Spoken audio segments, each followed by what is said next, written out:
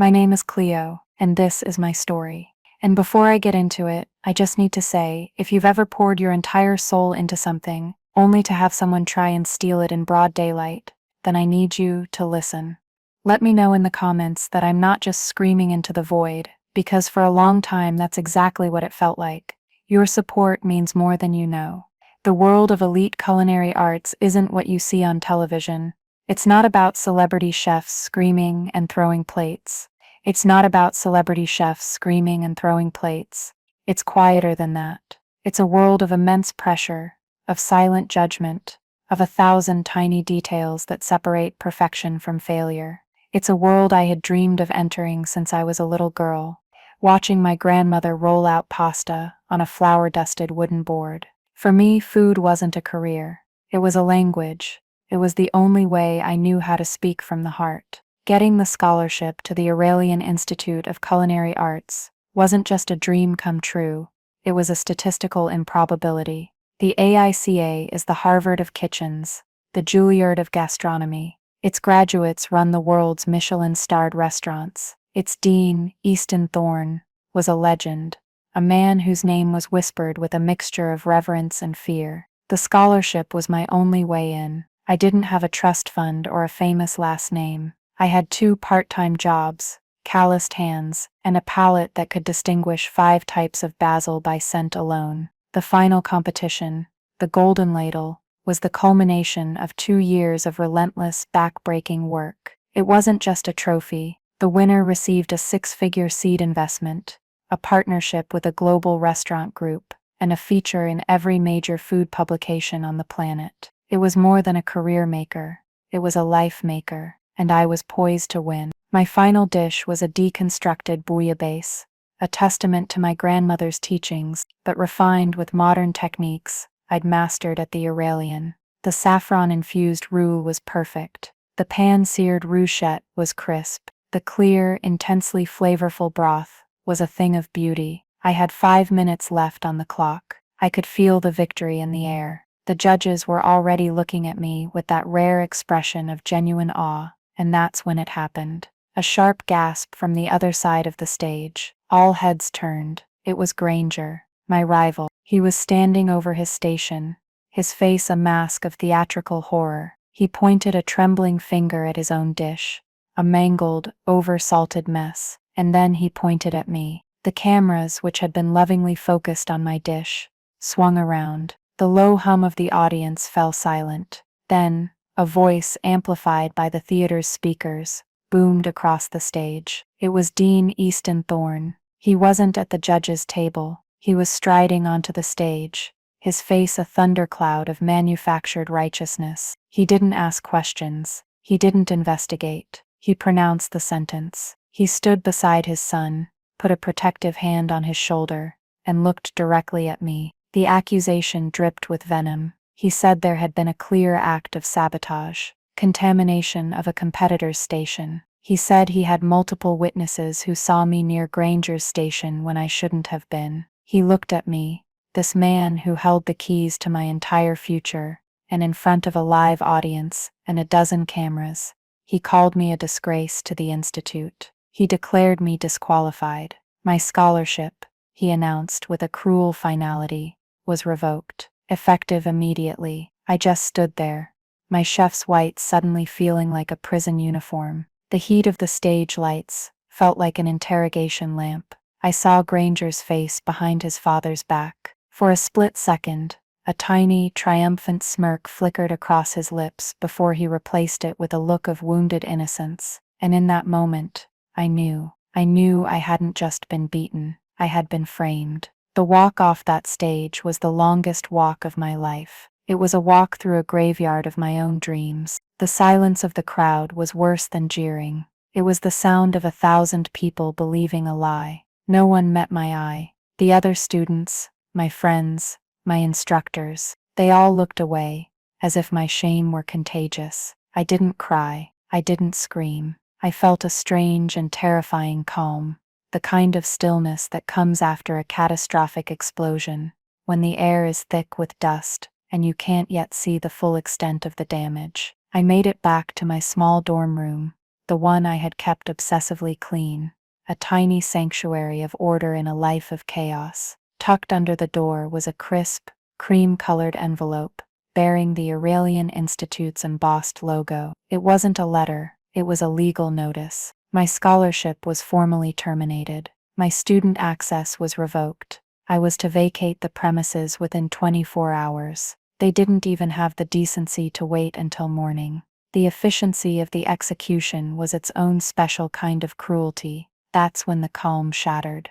I slid down the door and finally let go. The sobs were violent, ugly things that clawed their way out of my chest. It was a grief so profound it felt physical, like a vital organ had been ripped out. Everything I had worked for, every 16-hour day, every burn on my forearms, every sacrifice my family made to support me, every penny I'd saved, it was all gone, erased by a powerful man to protect his mediocre son. I wasn't just a student anymore. I was a pariah, a cautionary tale, the girl who cheated.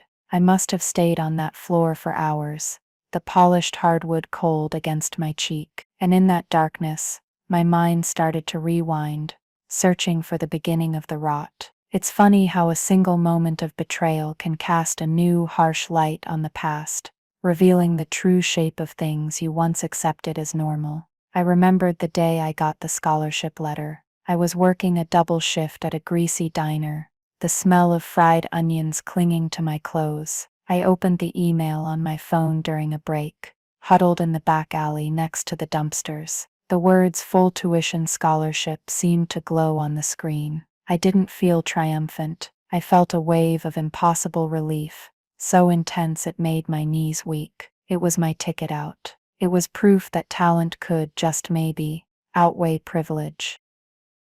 That feeling lasted until the first week of classes at the Aurelian. That's when I met Granger Thorne. He moved through the gleaming, state-of-the-art kitchens, not like a student, but like a bored landlord inspecting his property. He used the best equipment without care, spoke to the instructors with a familiarity that bordered on contempt, and treated the rest of us like temporary fixtures in his world. He never said the words, "My father is the dean," because he didn't have to. It was in the way everyone, from the janitors to the master chefs, deferred to him. His work was adequate, technically proficient, but utterly soulless. He could follow a recipe, but he couldn't create. He cooked with his head, never his heart. Yet in every class his dishes were praised by his father, who would often drop in during evaluations. Dean Thorne would stand over Granger's plate, proclaiming it had a confident, assertive flavor profile, while he'd dissect my work with surgical precision, finding fault in the most microscopic details. A single herb leaf, slightly bruised, a sauce that was a half-degree too cool. It wasn't constructive criticism. It was a systematic campaign to diminish me, to ensure his son always looked better in comparison.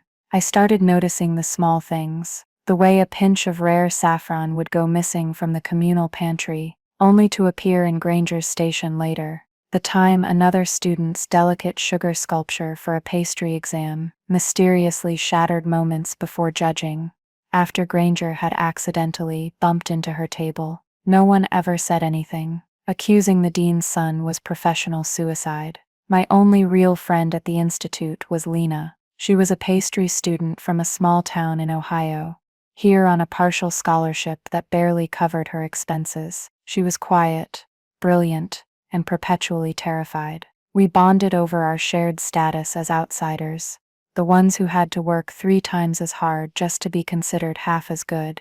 Lena worked a few hours a week in the main administrative office, filing and answering phones, to make ends meet. It was a boring job, but it gave her a unique vantage point. She saw the inner workings of the Aurelian machine, and she saw how the gears were all oiled to turn in Granger's favor. Early in our first semester, Granger had borrowed a specific expensive vanilla bean that Lena had spent her own money on for a project. He claimed it was a misunderstanding. Her project was ruined. I stayed up with her all night, helping her rework her entire concept with ingredients we could scrounge from my personal stash. We managed to pull it off, and she passed. From that day on, we had an unspoken alliance, a bond forged in the quiet understanding that we had to watch each other's backs. I remembered one specific incident that should have been a red flag. We had a guest lecture and tasting with the legendary chef Julian Croft. He was a titan of the industry,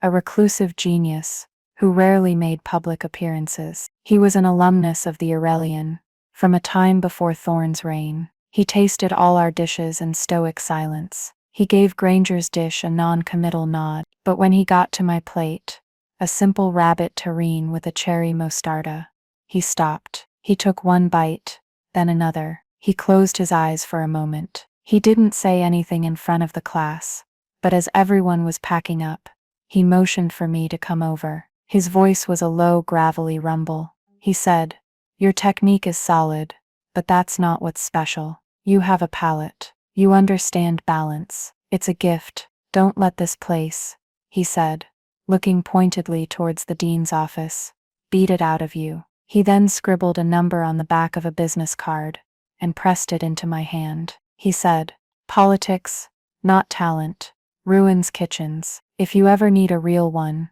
call me." I was so flustered and honored that I just stammered a thank you and tucked the card into my wallet, thinking I'd never have the nerve to use it. It felt like a relic from another world. All these memories swirled in my head as I lay on the floor of my dorm room. The pattern was so clear now. Granger wasn't just a cheater. He was lazy. He couldn't win on his own merits, so he had to clear the field, and his father wasn't just a biased parent. He was an active co-conspirator. The public disqualification wasn't a rash decision. It was a premeditated strike, designed to eliminate me so decisively that no one would ever question the outcome. And that's when a different feeling began to creep in, pushing through the cold fog of despair. It started as a faint warmth in my stomach and spread through my veins. It was anger, a pure, cold, diamond-hard anger. They hadn't just taken my scholarship. They had tried to take my name. They had tried to rewrite my story and cast me as the villain. They thought because I was poor, because I was alone, because I had no powerful father to protect me, that I would just break, that I would just disappear. I pushed myself up from the floor. I walked over to the small desk and picked up my phone. I stared at my reflection in the dark screen. My face was puffy. My eyes were red, but behind the tears, there was something new, a glint of steel. They had made a critical mistake. They had assumed I was naive. They had assumed I was a lamb in a world of wolves. They were wrong. I unlocked my phone, my fingers steady now. I navigated to a folder, hidden deep within my files, a folder I had labeled insurance. Inside was a single video file, the catalyst, the truth. The memory of that night, the night before the final, came rushing back. The fear, the adrenaline, the quiet hum of the industrial refrigerators. Lying on the cold floor of my room, I realized my despair had burned itself out, and what was left was resolve. It wasn't about revenge. It was about balance. It was about restoring the truth. They had started a fire, believing I would be consumed by the flames. They had no idea I was the one who held the extinguisher. The idea had started as a whisper of paranoia a few weeks before the final. I saw Granger getting more and more brazen, and noticed him watching me, not with the competitive fire of a rival, but with the cold, calculating gaze of someone plotting a move. My grandmother used to say, "When you live with a fox, you count your chickens every night." So I started counting my chickens. I began to build a case, not even knowing if I would need it. It felt foolish, almost melodramatic. But some instinct told me to do it. I created a private digital journal on a secure encrypted app. Every time Granger broke a rule, I documented it. The date, the time, the specific infraction. I took discreet photos with my phone. Granger siphoning a bottle of premium olive oil, reserved for the judge's dinner, into a generic container. Granger bribing a first-year student with cash to do his meticulous prep work for him, a clear violation of the honor code. Granger tearing a page out of a rare cookbook in the library, so no one else could use a specific technique. Each entry was a small, precise brick in a wall of evidence I was building around myself. It was my secret project, my late-night obsession. Lena knew about it. She thought I was being a little crazy, but she also said, "With those people, you can never be too careful." She was right. The night before the Golden Ladle finals, the kitchens were supposed to be locked and sealed. Each finalist had a designated, refrigerated station where our pre-prepped, approved ingredients were stored overnight. Access was strictly forbidden, but I had a feeling. It was more than a hunch. It was a certainty that pulsed in my gut. Granger's final move wouldn't be subtle. It would be a knockout blow. So I planned my own move. I knew there was a small, rarely used dry storage pantry across the main corridor from the refrigerated kitchen. It had a ventilation grate near the floor that offered a narrow but clear line of sight to the main kitchen door. After the final security check, when the halls were dark and silent, I slipped inside. I felt like a spy in my own life. My heart was hammering against my ribs. I sat on the cold tile floor, my back against a sack of flour, and I waited. For 2 hours there was nothing but the hum of the building. I was starting to feel ridiculous, my imagination running wild. Then I heard it. The soft click of a keycard reader. The main kitchen door, which should have been locked to everyone, swung open. 2 figures slipped inside. Even in the dim emergency lighting, I recognized them instantly. It was Granger and his father, Dean Easton Thorne. My hand was shaking so hard I could barely hold my phone steady. I hit record. The microphone on my phone was surprisingly good in the echoing silence. I captured everything. The video is shaky, filmed through the metal slats of the grate, but it's undeniably clear. It shows Dean Thorne standing guard by the door, his arms crossed, a dark silhouette of authority. He wasn't just aware, he was the lookout. The video shows Granger walking directly to my refrigerated station. He pulls out my carefully prepared containers, my fish stock, clear and perfect, my hand-picked herbs, my delicate pastry bases. Then he moves to his station, pulls out his own, and with swift, practiced movements, he swaps them. He put his inferior, sloppily prepared ingredients in my containers and placed them back in my station. He took my life's work and claimed it as his own. But the most damning part was the audio. As Granger was finishing the swap, his father's voice cut through the silence. A low, impatient whisper. "Are you done yet?"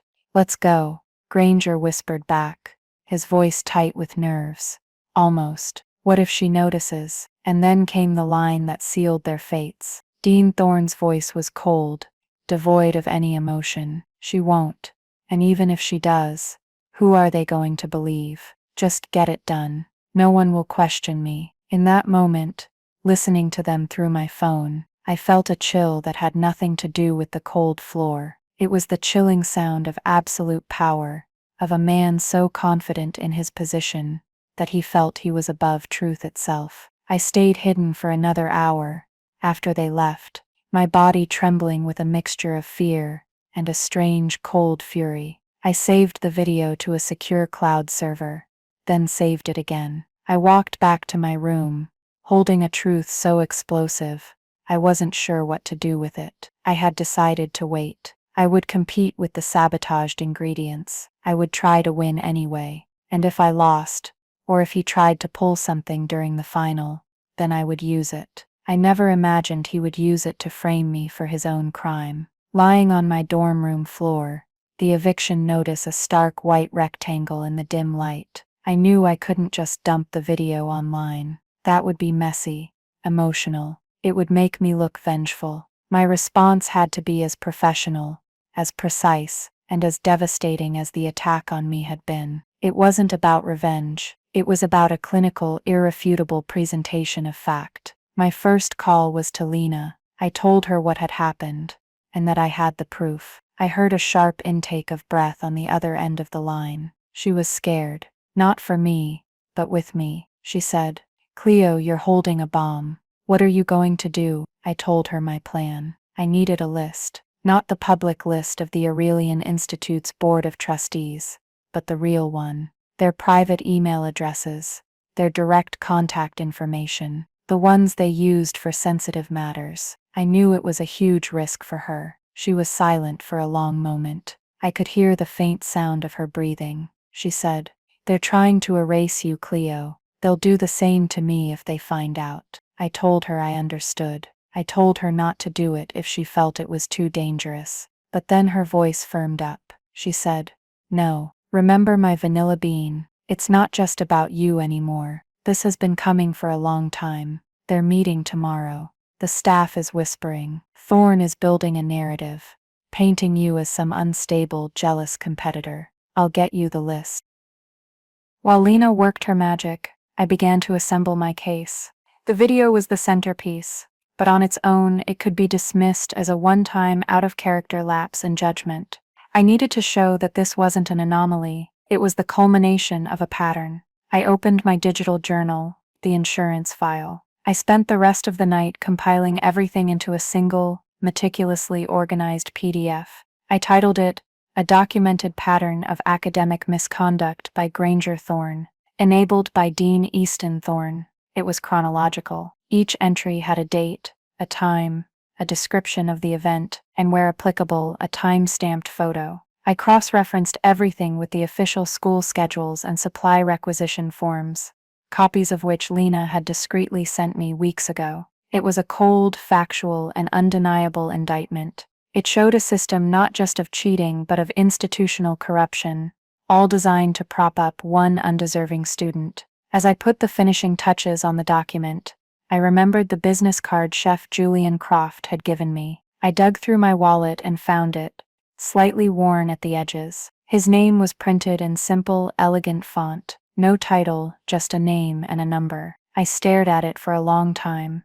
It felt like a lifeline to a world where my skills actually mattered. It reminded me that beyond the poisoned walls of the Aurelian, there were people who saw me for what I was. It strengthened my resolve. This wasn't just about exposing the Thornes. It was about clearing my own name so I could one day walk into a kitchen like Chef Croft's with my head held high. By dawn, I had everything. Lena had come through, sending me a password-protected file with the contact information for all 12 members of the board. These were powerful people, CEOs, philanthropists, legendary figures in the hospitality industry, people who guarded their reputations as fiercely as a dragon guards its gold.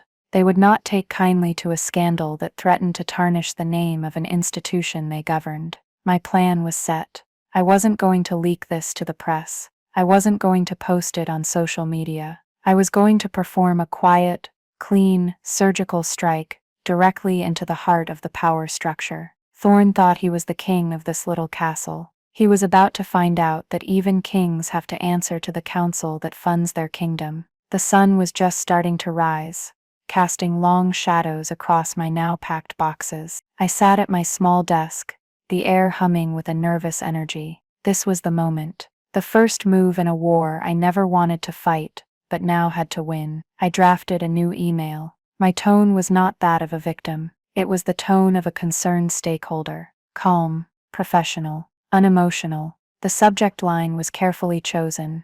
Urgent and confidential, a matter of institutional integrity at the Aurelian Institute. It was formal enough to be opened, and alarming enough to be opened immediately. The email was addressed to all 12 members of the Board of Trustees, using the private email addresses Lena had risked her position to get for me. I also blind copied the university's general counsel, a move I hoped would add a layer of legal seriousness to the entire affair. The body of the email was short and to the point. I introduced myself as the now former recipient of the prestigious Aurelian Scholarship. I stated, without emotion, that I had been publicly disqualified from the Golden Ladle competition based on false accusations. I explained that I had irrefutable evidence of a coordinated effort by Dean Easton Thorne and his son, Granger Thorne, to sabotage my work and fraudulently secure the competition's outcome. I attached 2 files. The first was the PDF, my meticulously compiled journal of Granger's cheating. I named it evidence_compendium.pdf. The second was a placeholder text file named video_evidence_locked.zip. I wrote in the email that the attached PDF provided context for a severe and ongoing breach of the school's honor code. The video file, I explained, contained direct proof of the sabotage that occurred the night before the final. And then I made my move. I added a single crucial line. The password for the encrypted video file will be sent to you in a separate email in exactly 60 minutes. I felt it was important for you to have the full context of the systemic issues before viewing the culminating event. It was a strategic choice. I didn't want them to just see the video and think it was a single horrible mistake. I wanted them to sit there for an hour, forced to read through the entire damning history of corruption. I wanted the dean's actions to be seen not as a father's lapse in judgment, but as the predictable climax of a long-running conspiracy. I wanted them to be angry before they even saw the proof. I took a deep breath and hit send. The small whoosh sound from my laptop speaker felt like the quietest declaration of war in history. For the next 59 minutes, I did nothing. I just sat and stared at the clock on my screen, each second stretching into an eternity. I had lit a fuse, and I had no idea how big the explosion would be. At exactly the 1-hour mark, I sent a second email to the same list of recipients. The subject was password for confidential file. The body contained only a single 16-character alphanumeric string. Then I closed my laptop. It was done. The truth was out of my hands now, moving silently through the digital ether, on its way to the inboxes of the 12 most powerful people associated with the Aurelian Institute. I spent the rest of the day in a numb haze, finishing packing my life into cardboard boxes. I didn't hear anything. The silence was unnerving. I kept checking my phone, expecting an angry call, a legal threat, something, but there was nothing.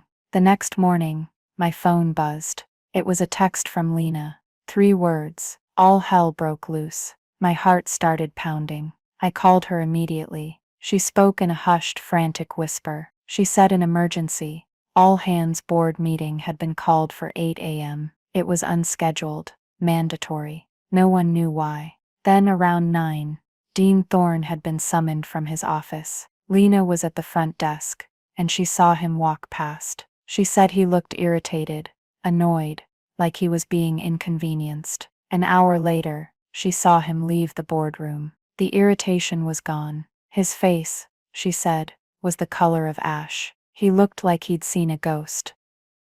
Shortly after that, a security detail was sent to Granger's celebratory post-win brunch at a fancy downtown restaurant. They pulled him out of the meal in front of all his friends. The rumor mill, Lena said, was churning at full speed. No one knew the details, but the word scandal was being whispered in every corner of the institute. The so-called witnesses, Granger's wealthy friends who had supposedly seen me at his station, were being called into the boardroom one by one. Without the dean there to script their stories, their accounts were apparently falling apart under the calm, pointed questioning of the university's lawyers. The beauty of my approach was its precision. By going directly to the board, I had completely bypassed Thorne's authority. He was used to controlling the narrative within the school's walls. He had no power over a group of his own bosses, especially when their school's reputation, and by extension their own, was on the line. I had read the Institute's charter, a dusty document I found on their website. I remembered a specific clause, something I decided to use as a plausible, if slightly dramatized, justification. It was something like Article 7, a rule about how any accusation of academic fraud that implicated a faculty member had to be investigated by an independent board committee. It was a small bureaucratic detail, but it provided the perfect procedural cover for the board to act swiftly and without mercy. They weren't just reacting to a student complaint. They were following their own bylaws. It was a quiet coup, and Thorne never saw it coming. The panic at the institute was palpable, even from my tiny, empty dorm room. The board, I had gambled, would be more concerned with protecting the Aurelian brand than with protecting Easton Thorne. A cheating student is a problem. A corrupt dean is a catastrophe. It threatened the very foundation of the school's prestige, the value of every diploma they had ever issued.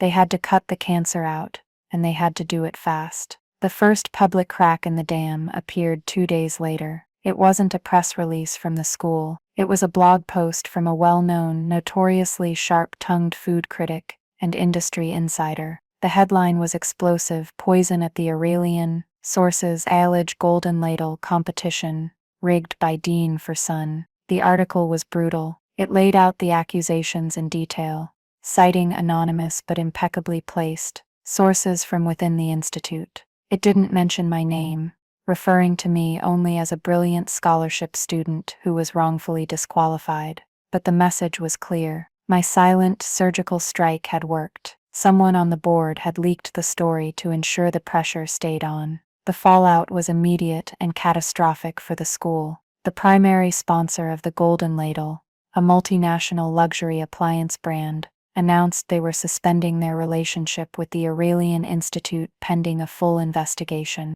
Their statement was a masterpiece of corporate speak, but the meaning was obvious. They were running for the hills. 2 other major corporate partners followed suit within hours. The Aurelian's reputation, its most valuable asset, was hemorrhaging in real time. The quiet hum of scandal had become a roaring firestorm, and I hadn't said a single word in public. That evening my phone rang. The caller ID was a number I didn't recognize, but it had the school's area code. I hesitated, then answered. The voice on the other end was one I knew all too well, but it was completely changed. The booming, arrogant baritone of Dean Easton Thorne was gone. In its place was a strained, thin voice, tight with a desperation I had never heard before. He didn't even say hello. He just started talking, a rushed torrent of words. He said there had been a terrible misunderstanding. He said things had been blown way out of proportion. He offered to reinstate my scholarship immediately. He offered to retroactively declare me the co-winner of the Golden Ladle. He offered a personal, glowing letter of recommendation to any restaurant in the world. He even offered to create a new, larger scholarship in my name. Then came the plea. He asked me, his voice cracking slightly, to release a public statement. He wanted me to say that I had overreacted, that it was the pressure of the competition, that I had misinterpreted what I saw. He said I was ruining his son's life. He said Granger was just a boy, that he had made a foolish mistake. The audacity of it was breathtaking. He wasn't apologizing. He was trying to buy my silence. He was trying to recruit me to help him cover his own crimes. It was such a fundamentally illogical move. A man in his position, under this kind of scrutiny, should never have contacted me directly. The lawyers would have forbidden it, but his ego, his belief that he could still fix this with his power and influence, wouldn't let him listen. He was a king who had been checkmated, but was still trying to move his pieces, unable to comprehend that the game was already over. His desperation made him reckless. He saw me as a problem to be managed, not a person to be respected. I let him finish his frantic, rambling offer. The silence stretched for a moment when he was done. I could hear his ragged breathing on the other end of the line. I held the phone, my hand steady, my pulse even. The fear was gone. The anger was gone. All that was left was a profound, icy clarity. I finally spoke, my voice quiet, but firm. I said, "Dean Thorne, you once gave a lecture in my first semester. You said that integrity was the single most important ingredient in any kitchen, that without it, nothing else matters. You said the truth, like a good stock, always rises to the top. I just took your lesson to heart." He started to stammer, to interrupt, but I kept speaking. "The truth isn't for sale. You can't buy it, you can't spin it, and you can't bury it. You tried to ruin my future to protect your sons, but all you did was expose the truth about your own." There was a choked sound on his end. He had said, "My only further communication will be with the board and their legal counsel," and then I hung up. Edsa blocked the number. The final confrontation wasn't going to be some dramatic, tear-filled scene in his office. Edsa bed, and sedamine den, fensabad, having de bisen dat entergate. Have. It was a 10-second phone call where I calmly handed his own words back to him. The power had shifted completely. He knew it, and now I knew it too. I sat there for a moment in the silence of my nearly empty room. The call from Thorn hadn't made me feel triumphant. It just felt final. It was the last gasp of a dying regime. I realized I didn't want anything from them anymore. Not the scholarship, not the title, not the apology. They had built a world based on lies, and it was collapsing under its own weight. I didn't want to be part of the rubble. I wanted to build something new. On an impulse, I pulled out the worn business card from my wallet. Chef Julian Croft. His words echoed in my mind. Politics, not talent, ruins kitchens. I took a deep breath and dialed the number, my heart thumping with a new kind of anxiety, the fear of hope. He answered on the second ring. I introduced myself, my voice a little shaky. Chef Croft, my name is Cleo. You probably don't remember me, but... He cut me off. I remember you, the rabbit terrine. I've been reading about the mess at the Aurelian. I had a feeling you were the unnamed student. Tell me what happened. So I told him everything. From the swap, to the video, to the phone call from Thorn. I didn't embellish or play the victim. I just stated the facts, the same way I had to the board. When I was done, there was a long pause. Then, I heard a low chuckle on the other end of the line. It wasn't a sound of humor, but of grim satisfaction. Good, he said. That place has been choking on Thorn's ego for a decade. The board just needed a clean, undeniable reason to act. You gave it to them on a silver platter. He then said something that changed the entire trajectory of my life. He said, I'm opening a new place, a small one, 20 seats. No sign on the door. We're not cooking for critics or for Instagram. We're cooking for people who love food. I need a sous chef. I don't need a diploma or a trophy. I need someone with a palate, a backbone, and integrity. The job is yours if you want it. I was speechless. A sous chef, not an intern, not a student, not a prep cook, a partner, an architect of a new kitchen. It was more than I could have dreamed of. It was a future I thought had been stolen from me, being handed back, better than before. I accepted without a second of hesitation. 2 days later, the final nail was hammered into the Thorn's coffin. Lena sent me a link to an official press release from the Aurelian Institute's Board of Trustees. It was a masterclass in corporate damage control. It announced that Dean Easton Thorn had resigned, effective immediately, to pursue other opportunities and spend more time with his family. It also stated that a student, who would remain anonymous, had been expelled for gross violations of the Academic Honor Code. The Golden Ladle Award for the year had been officially vacated. No winner was declared. And then, at the very end, there was a single paragraph. It offered a sincere apology to another student involved in the recent final competition for the procedural and ethical failings that regrettably marred the event. It was a sterile, bloodless apology, one written by a team of lawyers. It didn't mention me by name, but I didn't need it to. The entire industry knew who they were talking about. My name was cleared, not by their grace, but by my own quiet, relentless pursuit of the truth. It was over. My new reality is quieter than my old one, and infinitely more satisfying.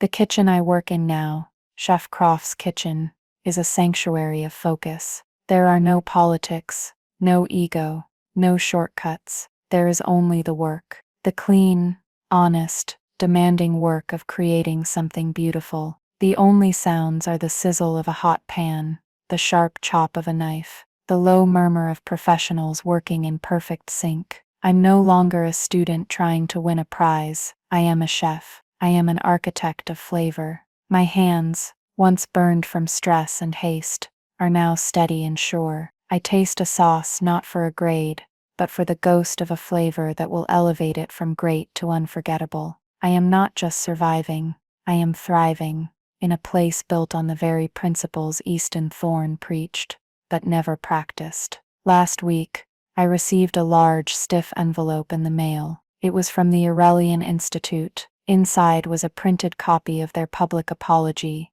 and a check for a significant amount of money, a settlement, they called it, to ensure my future silence. I tore up the check. The money was tainted. It was an attempt to buy a clean conscience, but I kept the letter. I framed the sterile, corporate apology. It hangs now on the inside of my locker door in the kitchen. It's not a trophy. It's not a symbol of victory. It's a reminder that power built on lies is a fragile thing, a reminder that integrity is a weapon that the corrupt never see coming.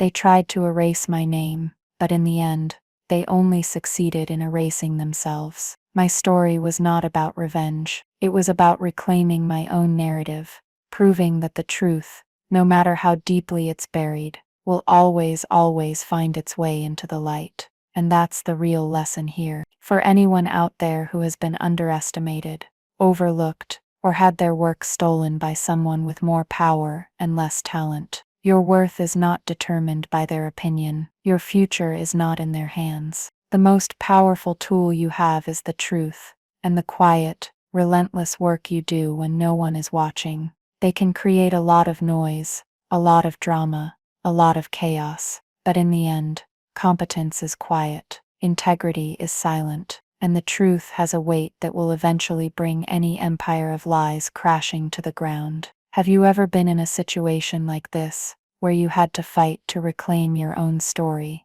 Let me know in the comments below. Reading your experiences helps me, and everyone else here, feel a little less alone in these struggles. If this story resonated with you, if it gave you even a little bit of strength, please do me a huge favor, and like this video, share it with someone you think might need to hear it, and of course hit that subscribe button and the notification bell so you don't miss what's next. Thank you for listening.